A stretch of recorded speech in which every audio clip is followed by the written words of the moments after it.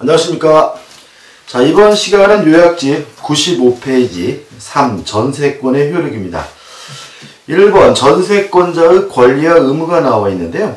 사용 수익권이 있겠죠.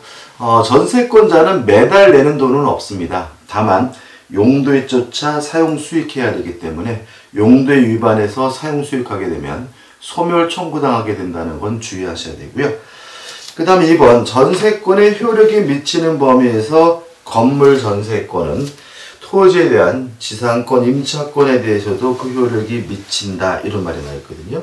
무슨 말인지만 생각해 보시면 되는데 이런 문제죠. 땅이 갑의 것이고요, 건물이 을의 것입니다. 자, 이런 상태에서 병에게 건물에 관해서 전세권이 설정이 되면 요 건물의 전세권이 토지 사용권, 지상권에도 임차권에도 그 효력이 미친다, 이런 얘기죠.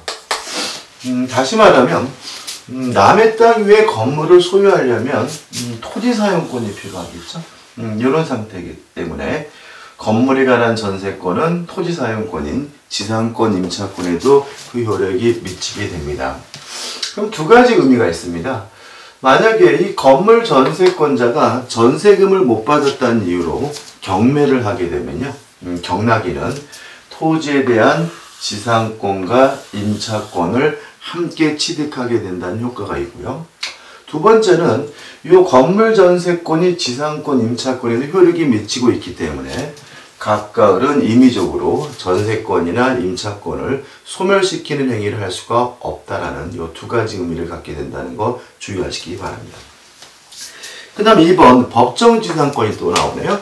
일단 법정지상권 하면 뭐가 떠오르세요? 건물이 존재하고 있고 건물과 토지 소유자가 같았는데 일정한 사유로 달라지게 되면 법정지상권이 발생하게 되잖아요. 그럼 결과적으로 건물은 처분당하지 않습니다. 자, 전세권에 있어서 법정지상권은 주의할 점은 한 가지인데, 지상권은 건물 등을 소유하기 위해서 남의 땅을 쓸 수 있는 권리란 말이죠.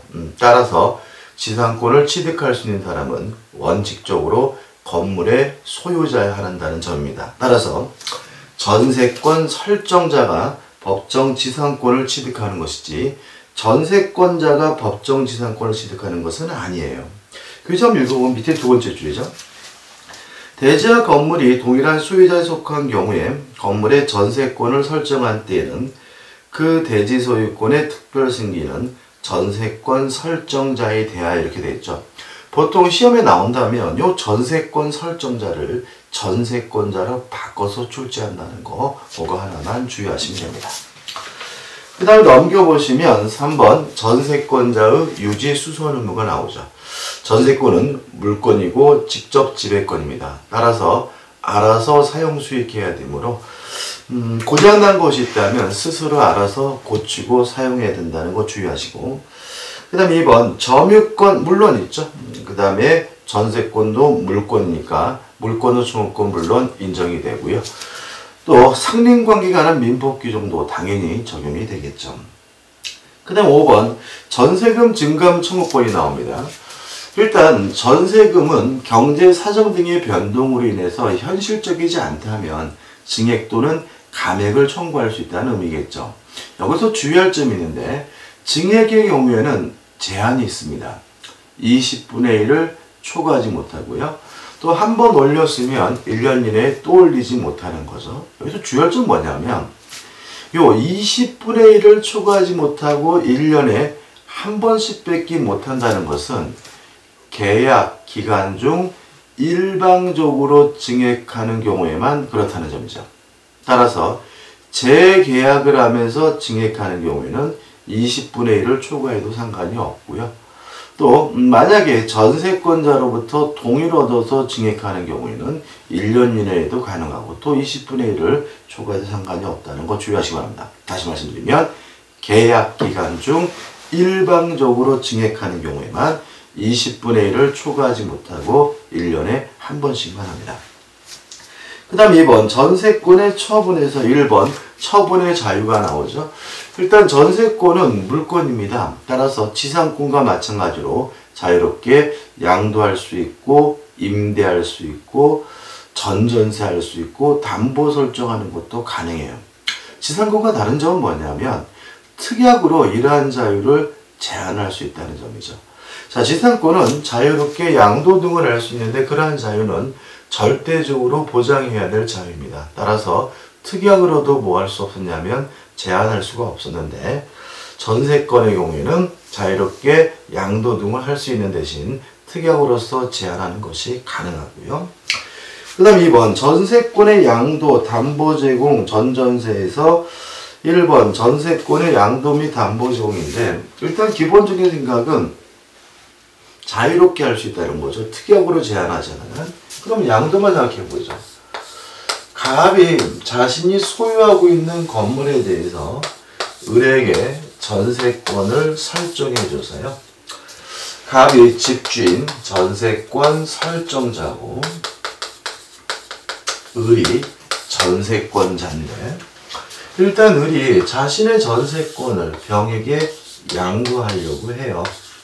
첫째 기억할 것은 갑으로부터 동의를 받을 필요가 없다. 다시 말하면 동의가 없더라도 양도할 수도 있고 담보 제공이 가능하고요. 그 다음에 동의 없이 이루어진 양도 자체는 적법하고 유효한 거니까 이제 병이 뭘 갖게 되냐면 전세권을 갖게 된다는 점이죠. 을은 전세관계에서 벗어나게 되고 그러면 어떤 효과가 있죠? 병은 잘 지내다가 계약 기간이 끝나면 갑에게 전세금 반환을 청구할 수 있고요. 갑은 병에게 전세금을 돌려줘야 합니다. 뭐가 없었다 하더라도 동의가 없었다 하더라도요. 그 다음에 2번 전세권의 전전세 또는 임대가 나오죠. 자, 이런 문제죠. 을이 이거를 병한테 넘긴 것이 아니라 한 번 더 전세를 줬어요. 전세고 한 번 더 임대를 했어요. 뭐 가능하고 이때도 갑으로부터 굳이 동의를 받을 필요는 없습니다. 유의하실 것은 요 전전세 하게 되면 을은 이제 뭐가 되냐면 전전세권자가 될 것이고 갑은 전전세 설정자죠. 그죠? 다시 말하면 이제 을은 전세권자이기도 하지만 병에 대해서 전전세 설정자가 될 거고요. 그 다음에 이제 병은 이제 뭐가 되는 거죠? 전전세권자가 됩니다. 일단 기본적인 내용은 복대리를 떠올리시면 되거든요. 일단 병의 권리는 을로부터 비롯됐다는 거죠. 따라서 을의 권리보다 반드시 작아야 하고요. 또 을의 존속기간보다 짧아야 되고 전세금도 더 클 수는 없습니다. 아무튼 작아야 된다. 그 다음에 이 병의 권리는 을로부터 비롯됐기 때문에 을의 권리가 없어진다면 병의 권리도 자동으로 소멸되게 됩니다. 이게 대원칙이죠. 따라서 갑과 을은 임의적으로 을의 전세권을 뭐하지 못해요? 소멸시키지는 못한다는 거 주의하시기 바라고요. 만약에 갑과 을이 임의적으로 을의 전세권을 소멸시키더라도 병에게 대항할 수 없게 됨을 주의하시기 바랍니다. 그 다음에 작년에 시험에 나온 건데 이 병 전세권자도 기본적으로 전세권입니다. 따라서 자신이 돈을 못 받고 있다면 경매하는 거 가능해요. 근데 문제는 병이 전전세금을 못 받았다는 이유로 경매하게 되면 을의 집이 날아가는 게 아니라 갑의 집이 날아간다는 거죠. 따라서 자신이 전전세금을 못 받고 있다는 이유만으로는 경매할 수는 없고요. 원래 전세권이 소멸됐는데도 불구하고 을도 갑으로부터 전세금을 못 받고 있어야 하지만 병 전전세권자가 경매할 수 있음을 주의하시기 바랍니다. 다시 말씀드리면 자신도 못 받고 원래 전세권자도 못 받고 있어야지만 경매를 청구할 수 있음을 유의하시기 바랍니다. 끝입니다. 이 내용 보시고 그 다음에 우측에 3번 해가지고 전세금의 우선 변제권 해가지고 나오는데요. 이 부분에서 제가 여러분들한테 경매에 대해서 정리를 해드려야 돼요. 근데 이거를 문제가 좀 까다롭고 복잡하게 느껴질 수 있지만 문제를 풀 수 있는 도구 자체는 간단합니다. 일단 경매가 됐을 때 첫째 우리가 판단해야 될 것은 뭐냐면 권리율의 소멸 여부를 판단해 봐야 되거든요. 세 가지를 가지고 판단하면 됩니다. 첫째, 모든 저당권은 무조건 소멸합니다. 다시 말하면 무조건입니다. 돈을 받았는지 우선순위가 어떻게 되는지 그런 건 고려하지 않습니다. 경매가 되면 모든 저당권은 무조건 소멸하게 되고요. 지상권, 지역권, 전세권, 대항력 있는 임차권과 같은 용의권의 소멸 여부는 누구하고 비교하냐면 최우선순위 저당권하고 비교하게 됩니다. 다시 말하면 가장 빠른 저당권과 비교해가지고요. 얘보다 늦으면 무조건 소멸하게 되고요. 가장 빠른 저당권과 비교해가지고요. 얘보다 후순위 무조건 소멸하고 선순위면 뭐 되지 않죠? 소멸되지 않는다. 경매를 신청한 저당권자를 비교하는 것이 아니라 저당권자 중 가장 빠른 최우선순위 저당권자에 비교해서 소멸 여부를 결정하게 됨을 주의하셔야 되고요. 세 번째, 유치권은 경매가 되더라도 원칙적으로 소멸되지 않는다. 이 세 가지 가지고 소멸 여부를 판단하게 됩니다. 이 세 가지 가지고 소멸 여부를 판단했더니 권리가 소멸이 되는 경우도 있을 거고요. 그리고 소멸이 안 되는 경우도 있겠죠. 만약에 소멸이 안 된다면 배당을 못 받습니다. 그럼 이 사람은 받을 돈을 누구한테 받게 되냐면 소멸하지 않고 남아있다는 말은 경락인으로부터 그 돈을 반환받게 된다는 의미가 되고요.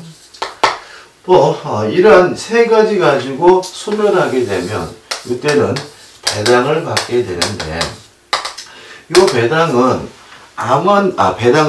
배당받는 순위는 아무한테나 배당 순위가 있는 것이 아니라 우선 변제권이 있으면 배당 순위가 주어지고 우선 변제권이 없으면 배당 순위가 주어지지 않습니다. 다시 말하면 일반 채권의 경우에는 우선 변제권이 없죠. 따라서 배당 순위가 주어지지는 않고요. 일반 채권자들은 안분, 배분, 금액에 따라서 놀아받게 되고요. 이에 반해서 저당권이다, 전세권이다, 또는 확정일자부 임차권이다. 이렇게 우선 변제권이 있는 권리들에게 배당 순위가 주어지는데 그 배당 순위는 어떻게 결정되냐면 등기된 권리면 등기된 시점을 기준으로 하고 확정일자부 임차권도 우선 변제권이 있어서 배당 순위가 주어지는데 확정일자일을 기준으로 해서 상대적으로 배당 순위가 결정된다. 꼭 기억해 두시기 바라고 이 정도는 확실하게 기억해 두셔야 됩니다. 그 다음에 전세권의 소멸해가지고 전세권의 소멸원리에서 첫 번째 소멸 청구가 나오죠. 다시 말씀드리지만 용도에 위반해서 사용하게 되면 소멸 청구당하고요. 그러면 전세권은 즉시 소멸하고요. 2번 전세권의 소멸 통고가 또 나왔네요. 존속기간에 약정이 없으면 언제든지 자유롭게 소멸 통고할 수 있고 6개월이 지나게 되면 전세권은 자동으로 소멸하게 되고요. 그 다음에 넘겨오시면 목적 부동산에 멸실해가지고 전부 멸실, 일부 멸실 나오는데 교재는 꼭 읽어보셔야 되고요. 가장 핵심적인 것은 뭐냐면 목적물이 일부든 전부든 멸실됐다는 이유로 전세권자에게 책임이 발생하려면 고의 과실이 필요하다는 점이죠. 만약에 전세권자에게 아무런 고의 과실이 없다면 책임 안 집니다. 책임 안 지고 그 멸실된 범위에서 전세권은 소멸하기 때문에 전세금을 돌려달라고 반환을 청구하게 되는 거죠. 근데 만약에 전세권자에게 고의나 과실이 있다면 책임을 집니다. 어떻게 책임을 지느냐? 전세금에서 충당당하게 되는 거죠. 물론 남은 게 있으면 돌려주게 되고요. 부족분이 있으면 더 청구하겠죠. 끝이죠. 4번 전세권 포기 가능합니다. 다만 포기했다는 이유로 전세권이 소멸된다면 그때는 말소 등기를 해야 됨을 주의하시면 되겠죠. 그 다음에 2번 전세권 소멸 효과, 전세금의 반환과 목적물의 반환은 쌍방의 의무는 동시 이행 관계입니다. 따라서 네가 안 하면 나도 못하겠다고 거부할 수 있고요. 특히 문제되는 건 뭐냐면 전세금의 반환과 목적물의 반환이 동시에 관계니까 목적물을 반환하지 않으면 전세금 반환을 거부할 수 있다. 따라서 전세권자가 경매를 신청하려면요, 목적물을 반환해야 된다는 점입니다. 따라서 이렇게 됩니다. 전세권자가 전세금을 못 받았다는 이유로 법원에 가가지고 경매를 신청하게 되면 집행관은 먼저 집을 비워놓고 오라고 얘기를 합니다. 왜냐하면 먼저 집을 비워줘야 상대방의 동시이해 항변권이 소멸되고요. 그래야 경매를 신청하는 것이 가능하다는 게 우리 판례의 입장입니다. 그 다음 2번 전세권자의 우선적 주의는 결국은 등기된 시점을 기준으로 해서 배당 순위가 결정되고 조심할 것은 소멸이 된 경우에 배당받을 수 있음을 유의하시고요. 우측에 3번 전세권이 소멸하면 기본적으로 원상 회복합니다. 다만 예외가 있는데 4번 부속물 수거권 및 부속물 매수 청구권이 나오죠. 일단 전세권자는 부속시킨 물건에 대해서 매수를 청구할 수 있는데 죄송합니다. 요거는 전세권 설정자로부터 동의 또는 매수해서 부속시킨 물건이어야 되고요. 유의하실 것은 부속시킨 물건이 건물에 부합되면 안 된다는 거죠. 부합이 됐을 때는 전세권 설정자의 소유가 됐기 때문에 유익비 상환 청구권 문제로 가는 거죠. 아무튼 전세권 설정자로부터 동의나 매수를 했고요.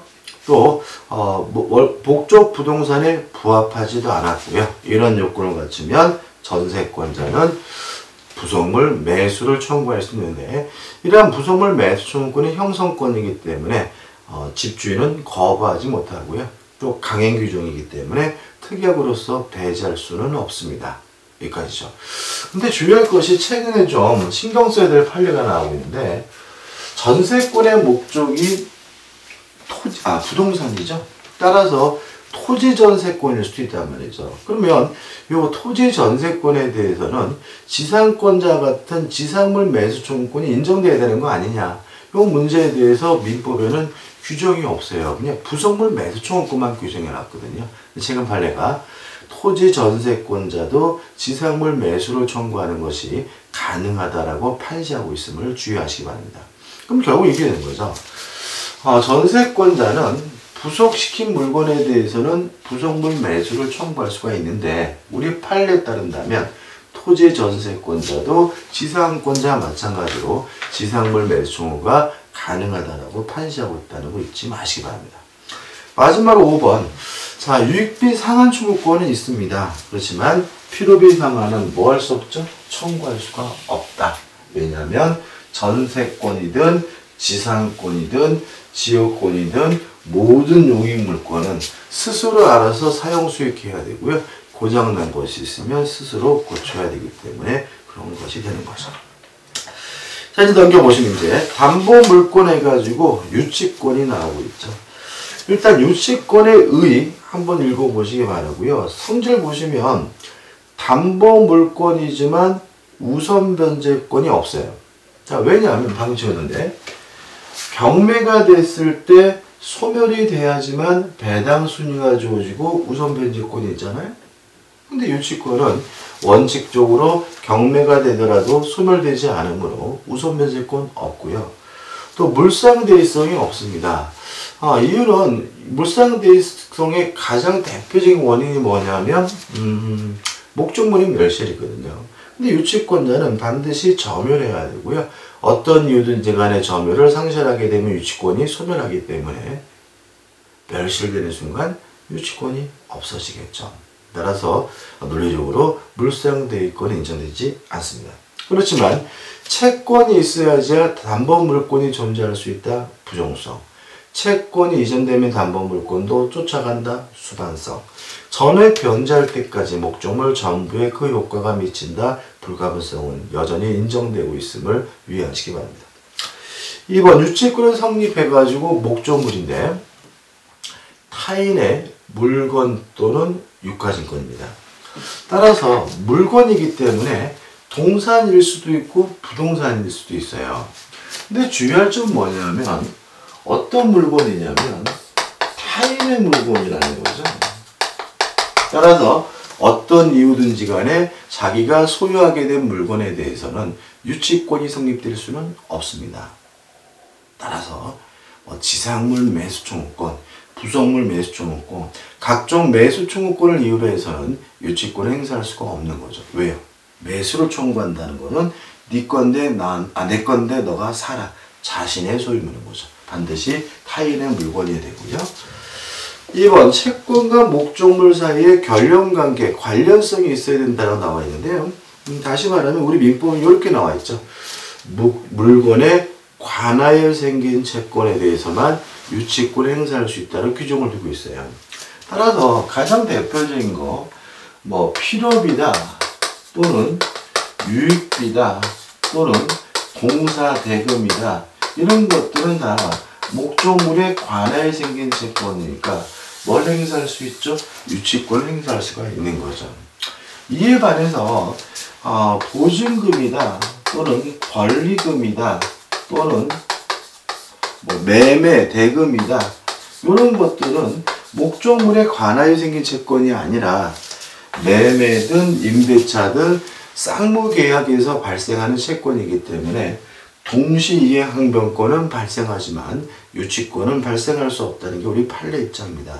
출제액이 좀 바뀌고 있는데 과거에는 보증금에 대해서는 유치권 행사할 수 없다 이게 개선됐다가 최근에는 몇 년 동안 매매 대금에 대해서는 유치권을 행사할 수 없다라고 계속 나오고 있으니까 주의하시기 바라고요.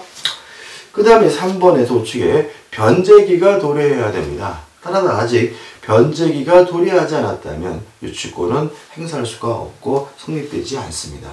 그럼 생각해 보자고요. 유익비는 목적물에 관하여 생긴 채권이니까 뭘 행사할 수 있죠? 유치권을 행사할 수가 있어요. 근데 유익비에 대해서는 법원이 상환기간을 허락할 수가 있죠. 허용할 수가 있죠.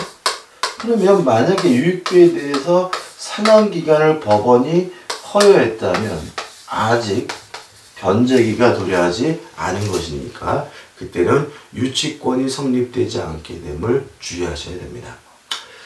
그 다음에 4번 타인의 물건 또는 유가증권을 반드시 점유하고 있어야 됩니다.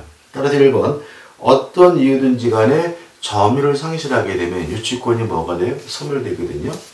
그러면 점유를 상실하게 되면 유치권이 소멸된다는 말 속에서 유치권자에게는 아까 말씀드린 것처럼 물상대위 인정될 수가 없고요.